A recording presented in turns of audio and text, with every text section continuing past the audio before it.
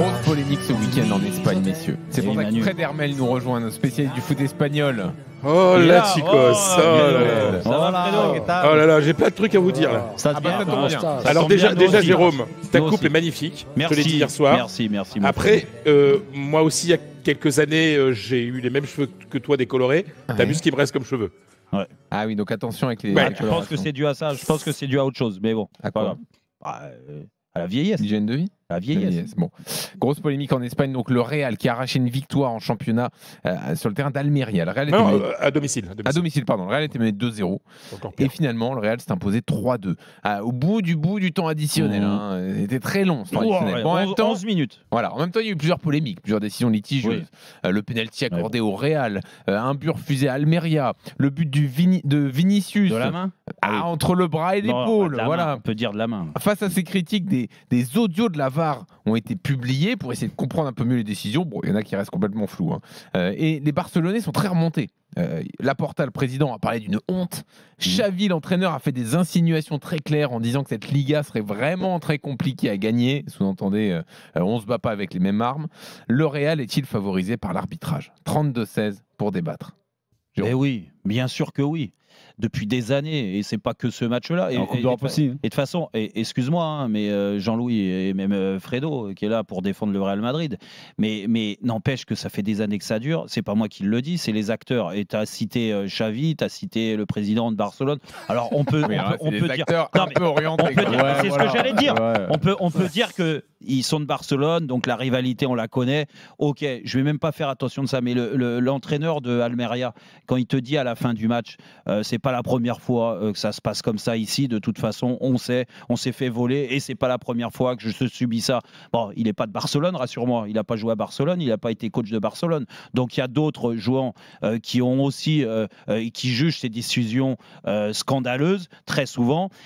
Et on se rappelle d'une finale de Ligue des Champions contre la Juve. On se rappelle de ce qui s'est passé il y a quelques années contre le Paris Saint-Germain. On se rappelle aussi. C'était le Barça, la remontada, tu sais. C'est le Barça qui avait. Non. Il y a eu des confrontations. C'est marrant parce que tu dois être Paris Saint-Germain. La seule personne. Le Bayern aussi. Oui, le match du Bayern. Je pense que tu dois être la seule personne qui, quand on parle d'un vol pour le Paris Saint-Germain en Europe, parle du Real. C'est marrant, t'es la remontada, toi, t'as oublié. Écoute, non. Qui là était quand même le plus gros scandale de l'histoire du foot, on est d'accord. Après, parce que c'était Barcelone. Elle a été grosse, mais après, il y a eu quand Ramos défonce Salah en finale de Ligue des Champions. Mais il y en a, et en championnat aussi, pour toujours exister, rester là-haut, à l'image de ce match le week-end. Franchement, trouver que ce match, il y a eu de l'objectivité de la part des arbitres, c'est impossible. Je vais te dire, le match, je l'ai vu et je l'ai revu encore parce que quand je savais, on en a parlé hier, Jean-Louis, qu'on allait faire ce thème-là sur le Real Madrid, j'ai revu le match pour me rendre compte. Mais c'est un scandale absolu. Un scandale absolu parce que à l'arrivée, tu mêles tout le monde. Tu as l'impression que l'arbitre de champ, il est assez neutre. Il est assez neutre. Il fait des erreurs un petit peu à droite et à gauche. Quand tu vois la retranscription des audios, la conclusion, c'est qu'il est nul. Il est nul. Bien sûr, avant d'être corrompu. C'est ça le problème. Mais où il peut être corrompu, c'est l'arbitre vidéo. Un grand mot, corrompu. Non, mais excuse-moi. Mais l'arbitre vidéo. T'appelles ça comment, l'arbitre vidéo qui il s'appelle monsieur Hernandez, D'accord. qui a reconnu dans la presse il y a très longtemps, quand il était beaucoup plus jeune et qui était supporter du Barça. Et Hernandez a souvent été attaqué par le Real pour ses décisions contre le Real.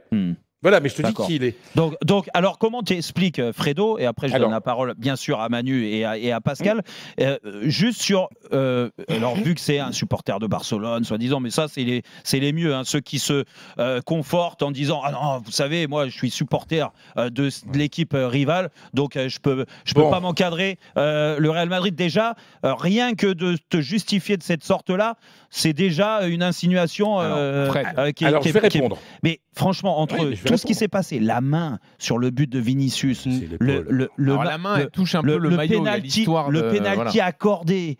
Le but refusé à Almeria. Mais à bas quoi? Alors, je peux répondre ou pas? Vas-y, c'est trop. Comment tu expliques ça? Alors, déjà, je suis très content que tu parles d'arbitrage en Espagne. Je suis simplement un petit peu étonné que tu décides de parler de ce sujet aujourd'hui, mais tu n'as jamais fait, par exemple, d'émission sur le fait que le Barça a payé pendant 20 ans, jusqu'à 8 millions d'euros, le vice-président des arbitres. Bon, tu t'es dû nous raconter l'histoire, Fred, quand même. Non, mais je me souviens pas. C'est marrant, je m'en souviens pas. Bah, si, mais si, tu vois, mais en tout cas, on en a fait des tonnes. Oui, non, mais je veux dire, alors que, si. Non, mais excuse-moi, que Laporta et le président du Barça et Xavi donne une leçon de l'arbitrage. Alors que là, c'est prouvé et qu'il y a une enquête de la carte civile. Pas terminée, d'ailleurs.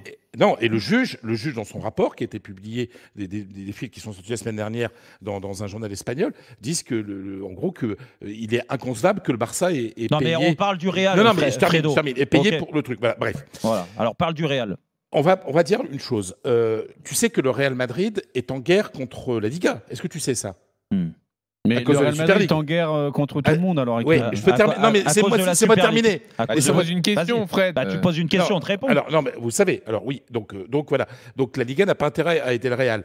Les arbitres, c'est la fédération. Le Real est en guerre avec la fédération depuis près de 30 ans. Depuis un certain Villar, un président basque, et le Real avait soutenu un opposant, et le Barça et l'Athletic Bilbao avaient réussi à faire élire ce président. Bon, là on remonte à l'histoire. Mais le Real est en guerre contre la Liga et contre la Fédé, donc on voit pas trop l'intérêt pour ces équipes d'aider le Real.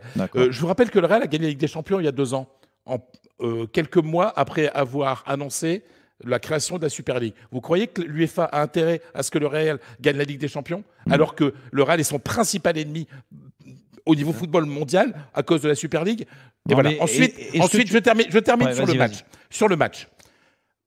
Vraiment, c'est Jean-Louis qui a bien résumé. L'arbitre de champ est totalement nul. Il est totalement perdu dans ce match. C'est la première fois qu'il arbitrait le Real. On sent que c'était caca culotte. Bien entendu que c'est difficile d'arbitrer le Real.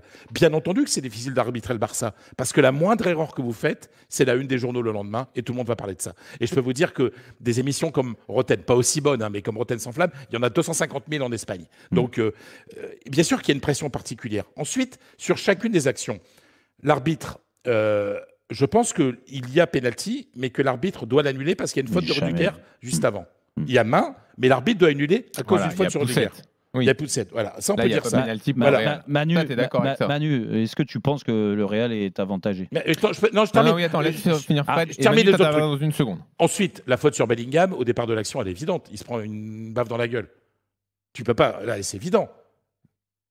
Oui. Vous l'avez vu. Et l'arbitre, il a 1 mètre, il la voit pas. Et heureusement qu'il y a le VAR pour corriger ça. Et ensuite, le but de Vinicius, c'est le maillot, en fait.